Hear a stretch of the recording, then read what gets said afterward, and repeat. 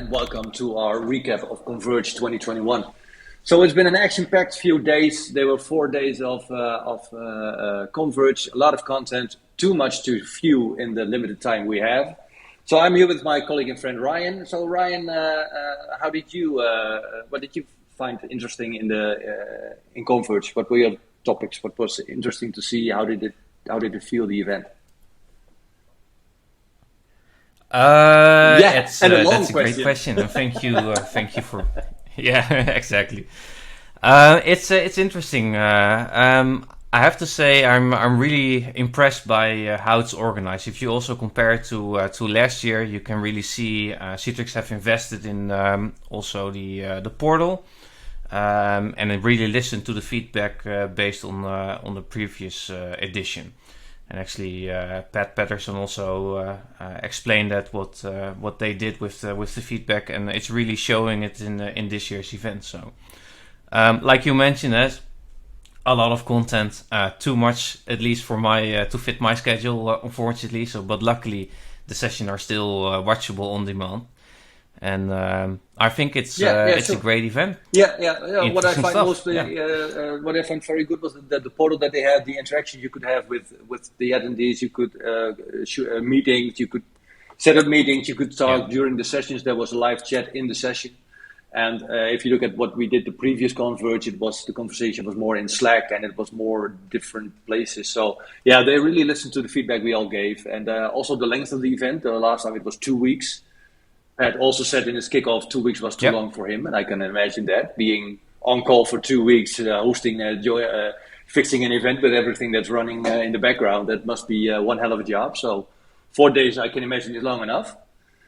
So so that's really cool. Indeed, Looking at, there were different topics. We had application delivery and security. There was some business development, virtual apps and desktop, and some work solutions. So there were a lot of tracks to cover. So attendees could also look at what fits their schedule best or fits their interest. So that was cool. So when you look at the keynote, that was one of the things I, for myself, already watched and found very interesting. And there were some interesting things to mention there. Especially. And of course, it was really nice to see Christian Riley on screen again. So it's always a pleasure to listen to him. But the big announcement of the community licenses, it's... I can share that at least in the CTP community, it's been a recurring topic, and I know that a lot of CTPs really put a lot of effort in to accomplish this. So this is, I think, a huge achievement, and it's great to see. Kudos to you all in the CTP channel. I'm a CTA, so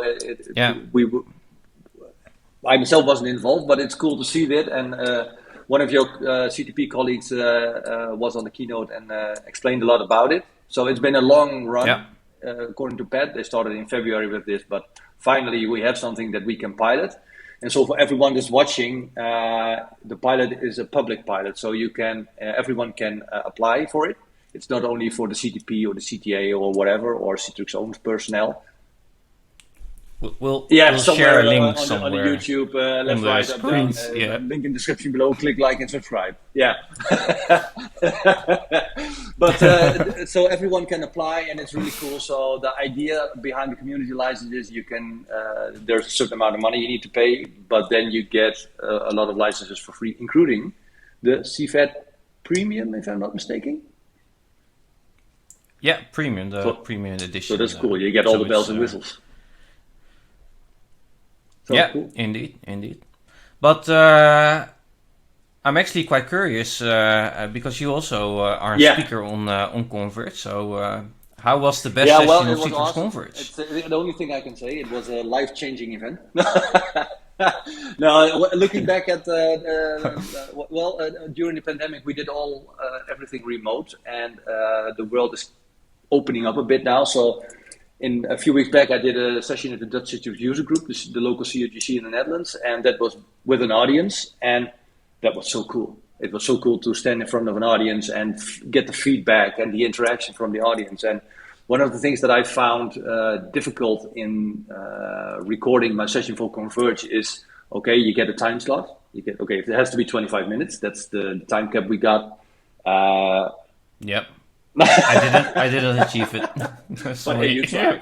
And when you look at the session I had, it had to fit into 25 minutes. There was a 2-week gap between the speaker briefing and delivering the session in the correct format.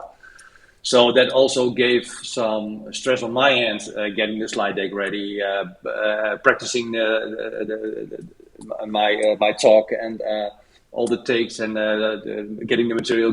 I need to order a full HD cam. I did not have that one, so that was all those things need to be done in a short period of time. So it gave some stress. But hey, it worked. But the main thing that I found is, well, I'm sitting in my office recording to a webcam, and then well, when you do a thing live and you make a joke, you get interaction from the crowd. So now you make a joke and it's just like nothing happening. So just hoping. And for example, you also did a session, but you did it together with Elcho. So then at least you can spitball off each other and make each other laugh. But indeed. You're making fun of me most of the time. It's one of his trademarks. But for me, doing a session alone, talking to a webcam for 25 minutes and then hoping the story will stick is not ideal. But hey, it's better than nothing. And but you did get some feedback in the chat. Yeah, right? there was some feedback during the session, so that was cool. And some guys talking to each other in the chat. So it was good to see that the platform Citrix had set up for that was doing what it was intended to do and keeping people engaged. Yeah. So, but yeah, well, I did a session, you and Eltro did a session, and you are doing it together. So how did you get everything up and running in the correct timeline? Also this one I didn't make it. So the deadline was a thing. So it's an improvement point for the next event. Give a little bit of time because we did a talk about scripting versus programming. So it's basically a next iteration of the previous session that we did. But we also talked about C# and Go. I didn't have any code of C# and Go, so I had to program everything in 2 weeks while also doing stuff at my customer. So I didn't make the 2 weeks, but at the end we got the session done, and I actually also show it to during my tribe kickoff, and I got some cool feedback on it. So and the interaction, of course, on the platform was so you learned a lot of new coding in the last few weeks, or is it Go something that's up in your sleeve now already? That's something you can do. It's a new experience, but you just have to go with it. Insert joke here, yeah. Okay. Yeah, but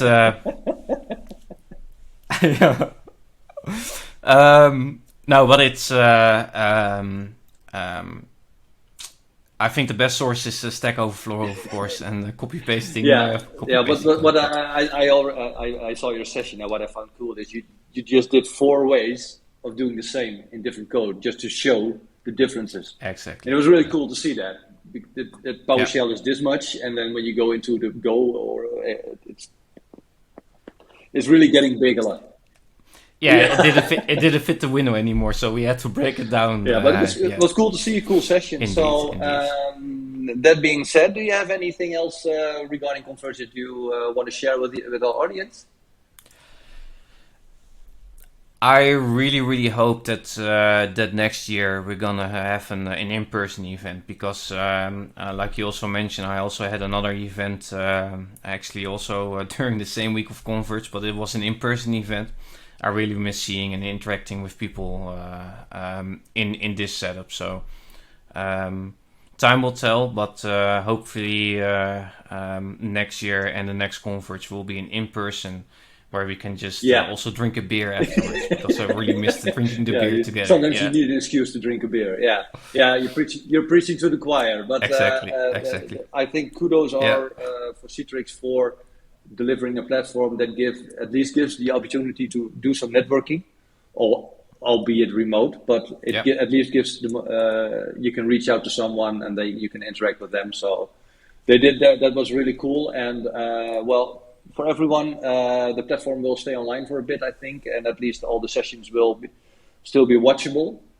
So for me, this weekend will be viewing some sessions that are on my list to watch, and hopefully add some new things to this podcast in a later moment. But for now, Ryan, thanks for your time. I hope you have a great weekend. Yeah, thank you. And we'll talk again soon.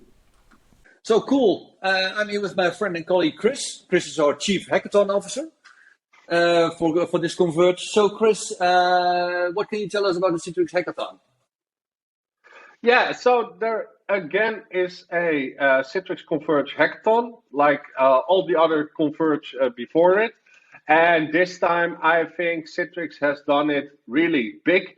They are amazing prizes. There are multiple categories and stuff. So let's talk a bit about what they are doing. So this year there are two different hackathons, I think. That's how I see it, at least. Yeah. So there's one hackathon just with a few where they have set up teams.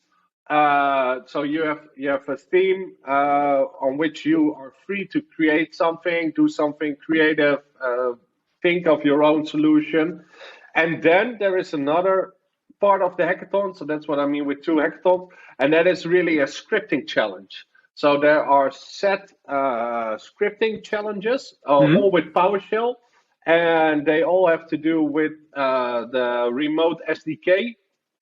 And there are set challenges that you need to solve with PowerShell, and there are 3 different kinds of difficulties. And then for each difficulties, they have a set price, and these prizes are cash prizes. So the highest difficulty, if you come in first, so you deliver the best code, you can win up to $1,000.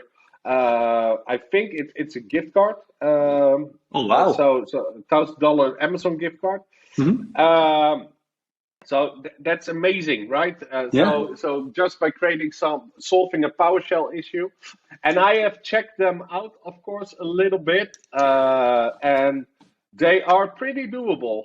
So okay. I myself, I'm not going to enter. I'm part of the CTP program, and some of the CTPs are being judges of this competition. So I myself am not entering of that reason. But I have checked them out, and I think, well, if you are a bit smart in PowerShell, it won't be too difficult to win some money. So I would really advise anyone watching this and knowing a little bit about PowerShell to check out those cool scripting challenges. Nice. Then the other part of the hackathon is kind of like what they did in the past already. So they have set teams. So let's quickly go over those teams. It is securing the unbound workspace. So that is, in my mind, really about Citrix ADC, Endpoint Manager, combining some of that cool stuff. Then providing access to anyone, anywhere, can also be a part ADC, can be a part virtual apps and desktops, can be a part whatever. And then not the last team, but the other team is the future of work, which is really, and I think they did a great explanation. It's really at looking at the world has changed. Citrix has, of course, changed. They went from the published desktop vendor to now the Workspace portal vendor. The world is changed with COVID and working from home. So how are things that you did in the office now going from home, and how can you do them more efficient? So think about also mental wellness, doing things smarter and better, having interaction with your colleagues. So that is one that is really cool, and that's the one that is also that we are focusing on in the hackathon. RawWorks is again competing. Oh, nice. And the last team is reimagining hybrid work with Podio and microapps. And that is really all about creating own applications with a Podio backend and a micro app front end in the portal. So it's, as many of you have maybe seen, Citrix has a preview now, also tech people live of some quick actions that look like microapp but use Podio in the backend in the workspace, and this is kind of an extension of that to see what can you do by combining those two products. Nice. And for this part of the hackathon, they have some amazing prizes. I have to say, I'm really impressed what they are doing. So for the top 3 teams, the first prize is a MacBook Pro with the M1 chip in it. The second prize is the newest iPad, and the third prize is a Raspberry Pi personal computer kit. So those are really amazing prizes, especially I myself am lucky. I already have a MacBook Pro M1, and I love it. I know you have an M1 MacBook too, and you love it too. Yeah. So that is definitely worth the effort to put some time in that to get such a great prize. I think this is the best prize to date. The MacBooks and the iPads are both awesome, and the Raspberry Pi too. There is a special extra prize for the best Podio and microapp integration, and that is a $200 gift card. So that's also nice. Sorry? That's also nice. All prices are nice. Wow. Yeah, they're insane. It's good to know that each member of your team gets a MacBook. So it's not that just you have to share one MacBook with the whole team. And a team can have 4 members. Okay. So that's a maximum of 4 MacBooks, so 4 iPads, or 4 Raspberry Pi. So but if you're in a company, you can have more teams. Yes. So indeed, if you have a big company and more than 4 people want to join, you can have multiple teams. Cool. And can you tell us a bit about our submission? Yes, we are at the moment really hard at work at our submission. So the team that we choose was the future of work. Mm-hmm. That is something that is really close to RawWorks and our mission 1. And in the last 2 hackathons, we have showed that we can onboard and create a completely new user with microapps. Then we showed that the user can work in Workspace. We showed that they could order a laptop, then get a laptop, then sign into Workspace, then answer Twitter messages, send LinkedIn messages. We had a fictive communication employee who could do her full job already directly from the Workspace and with microapps. So, what's the challenge then? Yeah, exactly. Actually, that was, I think, our biggest brainstorm. So the future of work, we can again make like 10 or 20 or 30 microapps that let you do more and more with applications. But we wanted to look at some. We wanted to look at some other aspects of work. Mm-hmm. So, like with mental health and how do you gain knowledge when you are working at home. So these are the things that we are focusing on. So we are not really focusing on integrating more applications into the microapp, but making some stuff to be a little bit descriptive, making some stuff that you normally did another way, now do it with a microapp and do it from home so that it fits the future of work. Nice. Can't wait for it to be finished so we can view the end product. So me too. So besides the hackathon, you also did one of the sessions on Monday, the future of digital workspaces in automation, together with Sasa Petrovic. Can you tell us a bit about that session? Yeah, sure. So that session was really about more of the end users. So and more about business consulting and how businesses are viewing stuff. Mm-hmm. I think one cool story that is in the presentation is something I have noticed at the company, that the company had hired or had an internal department called Department Data, and they were doing smart things with Power BI, and they were building Power Apps with that data. And then on the other side, there was department IT, and they were building micro apps. And they weren't communicating with each other. So IT had no idea what kind of line of business power apps they were creating. And the department data had no idea what kind of micro apps IT processes were creating. Or what micro apps for IT processes the IT department was creating. So that just shows that even a smart company that is doing all this stuff, it has not found the connection yet. There is still such bad communication between IT departments and line of business that needs to stop. And what we now have done with this company is with embedded page within micro apps, we can embed a power app in a micro app. So they first, the users were going to the Workspace portal, then clicking on apps, then clicking on the Power App portal, and then clicking on the Power App. And now they're just going to go to the action bar, the micro app action bar, and directly click on the Power App. And it starts in the web browser, in the micro app format, and it works great, although it is a Power App. Yeah, exactly. So but for the user, it still has one workspace.